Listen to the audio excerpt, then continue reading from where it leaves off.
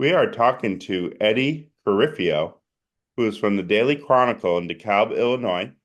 He helps covers Northern Illinois, who plays NC State at 12 o'clock Eastern Time on Saturday at Carter-Finley Stadium. The Huskies, which was the first head coaching job for NC State coach Dave Doran, um, shocked the world this past couple weeks ago when they went into South Bend and beat Notre Dame, but then came down to earth, I'm guessing, a little bit the next week against Shocked Buffalo. the world when they lost to Buffalo. Yeah, which I did watch the Notre Dame game, and I'm working my way through the Buffalo game. So I do have a decent feel for this year's Northern Illinois squad. But just for people who don't understand where Dave Doran came from, what is Northern Illinois like? What is DeKalb, Illinois like in its relationship to Chicago? Yeah, it's about hour, 10 minutes from Chicago if traffic's cooperative, which never is. Pretty much a straight hour to O'Hare. Yeah, small town, really nice and everything. Obviously, been here a decade, like you said. So, that's where Dave was before leaving for the greener pastures of Raleigh. And, I think everything that, from what I can tell, starts with Ontario Brown at running back. And it's not just him running the football. How good a receiver is he? Yeah, you asked people, you asked me that, 3 weeks ago, and to be like, hey, he can catch the ball okay, but, they tend to use him more in the run. But, that Notre Dame game was the start of something, even in the Buffalo game. Wasn't quite the big plays that he had against Notre Dame, obviously, where he had a really long touchdown run that kind of changed the momentum of the game, plus another pivotal 49-yard catch. But yeah, no, against Buffalo, he had a couple catches, so they're starting to up him in that regard. They actually do run the Wildcat a bunch with him too. They haven't done that quite as much as they have in the past. It's never been like a huge staple or anything, but I don't think they've done it like I think they've done it less than they have in the past. So he's very versatile with what they can use him for. The pass catching is a really nice wrinkle that they've added with him. It was part of what was so successful in the Notre Dame game is just the play calling was off the charts and how creative and outside the box they went. And I think you see the opposite of that in the Buffalo game, where it was a lot more of the standard NIU tendencies that everyone's aware of, and Buffalo certainly was, and you get a loss. And I think one of the things that helps is that he can stay fresh because Iowa transfer Gavin Williams has also done a very nice job as the backup running back. Yeah, no, Williams was probably the most underrated player in that Notre Dame game. Brown missed a good chunk of the second half. I think he only played one play on that last drive where they got the field goal. It was all Williams before that. Plus, Williams on a kickoff return, the guy who was catching the ball misjudged it, thought it was going to the end zone. It didn't, bounced on the 2 yard line. Williams heads up, or actually wasn't even the 2 yard line, it's like the 1 inch line. Williams gets there, grabs the ball, takes it to the 2 yard line instead of, just letting it bounce, and would have been a touchdown or safety or really good field position or something for Notre Dame and what was already a 7-0 game. That led to that Ontario Brown really long touchdown drive, catch and run. So Williams really an underrated impact on that Notre Dame game. Obviously, then Buffalo happens. A lot of my sentences, I think, are going to end that way. Sure. And one of the things that's pretty unique about Northern Illinois, from what I've gathered, they have a very old and experienced offensive line who've been together. I'm sure they were not highly recruited in any sense coming out of high school. They probably, redshirted, they probably gained weight, and then 3, 4, 5 years later, they're able to push Notre Dame around and do different things, um, with what all the experience that they've gleaned. How good is this offensive line? Yeah, the offensive line here's one where I'm changing the script a little bit. They actually did fairly well against Buffalo. It's hard to tell, not being a film eater, how much of the lack of a running game was their fault versus how much was them just keying on Brown. But they didn't allow a sack, so pass protection wise, they did a great job. Then, yeah, no, it's a really good line. Technically, it's three starters back from last year, but the other two guys that are in there, ample playing time last year, have started in the past, injury fill-ins, that sort of thing. So it's an incredibly experienced line. And I'll do you one more, even than being not highly recruited and redshirting.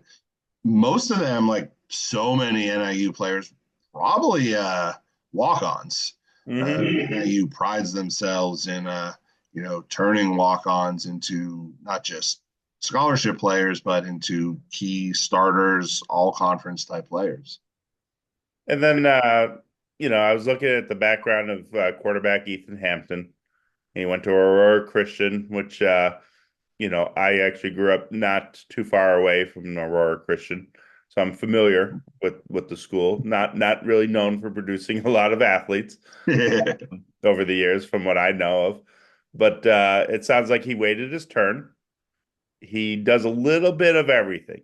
He can run enough. He can throw deep enough. He's accurate enough. It sounds like he's got a little moxie to him. What has he been like seizing the control of the reins this year? Yeah, well, the first two games, I was incredibly surprised. I was expecting, a kind of game manager, and it's been not just from him, but from the play calling, just kind of, conservative, let Brown do his thing, let the defense do its thing. And then, Hampton just not make any mistakes. But they went deep like a lot, and they were successful at it, going with bigger passes, even just 10, 15 yards downfield, and then turning into big plays. I think the Brown catch falls into that category. But, we saw a little bit of regression in the Buffalo game where, he had, I think it was his first interception of the year. Yeah, I think everyone in the stadium saw it. I can't remember the guy's name from Buffalo, but it had like 15 tackles up until that point. It had just been everywhere on the field. And Hampton, I guess, lost sight of him, and he jumped the pass and nearly took it back to the 20 there. But no, Hampton's been good through the first two games, better than good through the first two games. It was a little disappointing. This is going to be the first chance for him to kind of bounce back and show how he can respond, from a subpar performance in a big atmosphere. Although we already saw him perform in no offense, bigger atmosphere. I think there's like three bigger atmospheres than Notre Dame maybe in this country. What what is the hero status of Northern Illinois' kicker at the moment? Uh, Not high because his other two games have, including the Buffalo game, I want to say he missed two field goals. He missed at least one field goal in the Buffalo game. He missed a handful, two or three extra points against Western in the opener. So I think the hero status has come down a little bit. As that is for everybody after that Buffalo loss. Sure. When I looked at the defense, to me the two guys, and I'm not saying they're the best players, but the two guys that are fun for that I enjoyed watching was defensive lineman Devontae O'Malley. And then I just thought that the redshirt freshman, he's almost like a outside linebacker, strong safety role, but it seems like he's in the box a lot. But I thought Santana Banner just flies around and makes plays. What do you kind of see from their base defense? Yeah, no, Banner has had a really good year. I think he did end up playing in the Buffalo game. He was on the injury report that the MAC man started mandating this year, for whatever reason, gambling. But Hammock is Thomas Hammock, the NIU coach, is always very secretive about injuries. So, but like I said, the league started mandating, and Banner was on the injury report, but I'm pretty sure he played against Buffalo.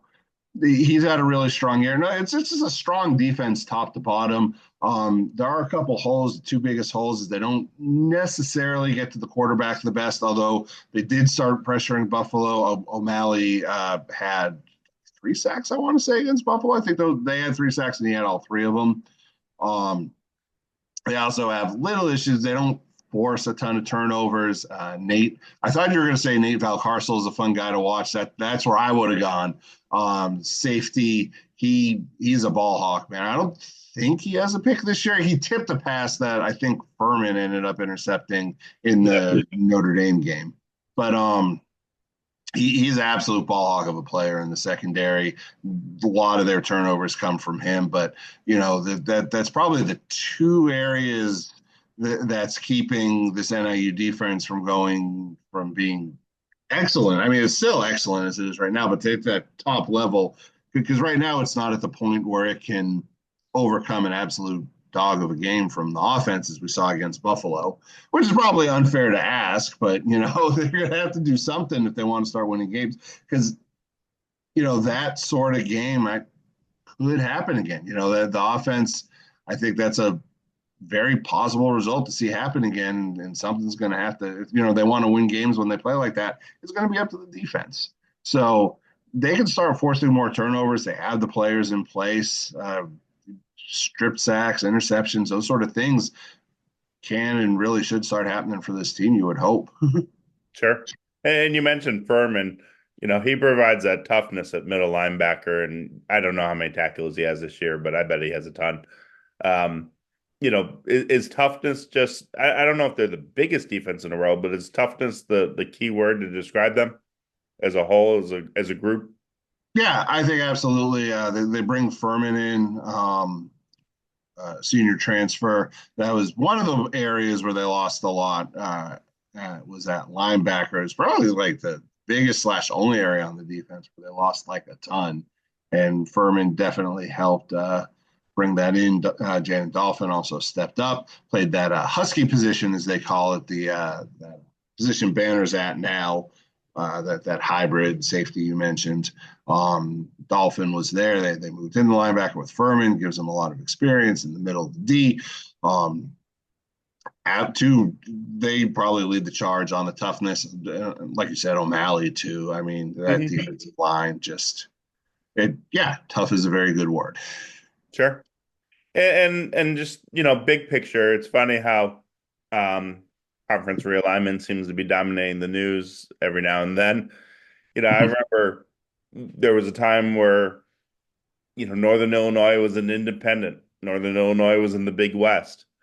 There was a crazy time period where they were kind of in the, I would call it in the wilderness a little bit of college football. You know, um, how have you kind of seen the stability of the MAC and what Northern Illinois can achieve in the MAC moving forward? How has that kind of been like a perfect fit for a Midwest program like Northern Illinois? Yeah, that's why I'm on all these changes. You don't really hear the MAC schools talk about it. I mean, they're bringing UMass in next year, but that's something they do every 10 or 20 years, bring in UMass. But yeah, no, it's incredibly stable. It's going to be interesting because they created this pod system to get away from divisions, 3-team pods. It was going to be a multi-year thing. So this way, every student athlete, if they stayed at the school for 4 years, would be able to play every other school home and away. This beautiful mathematical system. But now there's 13 teams, and they're going to have to throw it out the window next year. They haven't said what they're actually going to do. If they're just going to go back to divisions, I don't know what you do with 13 teams. I don't know if they can find two teams to come in. Obviously, there was some talk a couple of years ago about Western Kentucky and Middle Tennessee. Um, One of them, I think it was Middle Tennessee balked, and Western Kentucky really wanted in, but going to be interesting there. But these are all, obviously cosmetic minor changes in the grand scheme of things. I think the conference likes where it's at. I know a lot of people, Sean Fraser, the AD at NIU, like saying if you're not moving forward, you're moving backwards. But the league seems to be where it is and seems to have found its niche and seems to be doing good at the status quo. Sure. Then I guess one question where I can kind of work in Dave Doran's time a little bit there.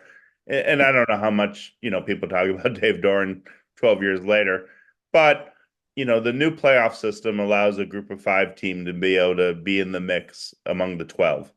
And what Dave was able to do at Northern Illinois was pretty remarkable to have things fall where they got to play Florida State in the Orange Bowl. And that's a pretty rare thing for any program and any group of five conference. Do people still talk a little bit about that Orange Bowl team, or is there A kind of little bit. a reminder here and there? Oh, all the time. Okay. It's all the time. And Jordan Lynch. I would think Jordan Lynch doesn't have to pay for a meal in DeKalb, Yeah, no, very much so. or Chandler Harvich even from the year before. Yes. He's still local, I think. Harnish is, I Okay. want to say, or local-ish. I know Jordan Lynch is coaching high school at Mount Carmel Yeah. out just outside of Chicago, and has had a lot of success there. But yeah, no, lots to talk about the Orange Bowl team. So obviously, it's beyond a high watermark in the history of the program. Sure. Anything else you'd like to add, or anything where people can read your work this week? Yeah, daily-chronicle.com on Twitter, at HuskyWire, at DDC Eddie Carifio. Cool. I appreciate taking a few minutes, and it should be interesting on Saturday.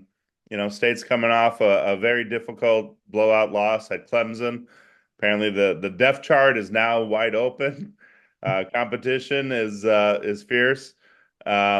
I'm sure younger Dave would have had a different reaction at a Monday press conference than older Dave, but he basically said this week that if there was anyone that was built to fight through this kind of adversity of seeing his program give up 50 plus against Tennessee and Clemson, that it would be him.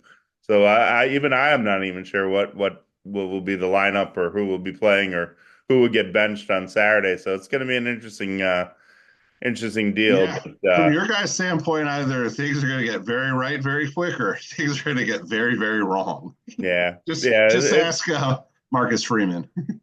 yeah. It was amazing watching it. Even with knowing how the game was going to end with Notre Dame and Northern Illinois, it was still impressive. But there was nothing fluky about it. Like Northern Illinois did what they needed to do, and it's interesting in the Triangle area. All the people down here know Riley Leonard because he played at Duke, and to see Riley just not be able to scratch some touchdowns out of that Notre Dame offense, it was an interesting that kind of dynamic. But I really think that skinny post to Brown for an 83-yard touchdown, it just set the tone for the rest of the game. And No, like that, I mean, he's a terrific running back, and I'm sure there's some great backstories on how other schools probably tried to poach him this past offseason. But kudos to Brown. He stayed loyal to Northern Illinois and didn't try to take the big payday from another bigger school. yeah, no, they actually have had success. Is one of the things Hammock is probably the thing Hammock is best at. I don't even think I need to qualify it. Is getting players to buy in, getting everyone to buy in. It's how they beat Notre Dame. It's how they haven't lost a player since June. When the June window opened, they didn't lose a player to that. Yeah, They had a play, Trayvon Rudolph, one of their top receivers, although yeah, I think he's a little more banged up than he's let on because he's kind of had a quiet year. Back in the Notre Dame game, there was a wide receiver pass he had a that bomb that he should have caught. he nails that all that pass. He was throwing it to a wide open guy. He was Oh, a yeah. quarterback in high Yeah, school. So they run that play a couple times a year, and usually for 2-point conversions. And he makes that pass all the time, and he didn't make that pass. So I think something's up there with his health. But the point being, he was in the portal for like 2 days, and then came out of it, decided that he wanted to stay. So that's absolutely Hammock's strength is getting this team absolutely believing whether it's the next big thing's going to happen, stay here, stick this out, or we're gonna beat Notre Dame or cool. whatever it is. And I'm sure this week everyone in that locker room is 100% sure, 120% sure they're beating NC State. So probably also sure they were going to beat Buffalo though. So True, true. That we call that the hangover game when you upset an opponent and then have to play the whoever you play next. But yeah. I'm The sure, bye week was sure supposed they to remedy that, but that's a whoops. diff one. Yeah, that's difficult. Well, you hear weeks or days of how great you are. Yeah, It, good it's point.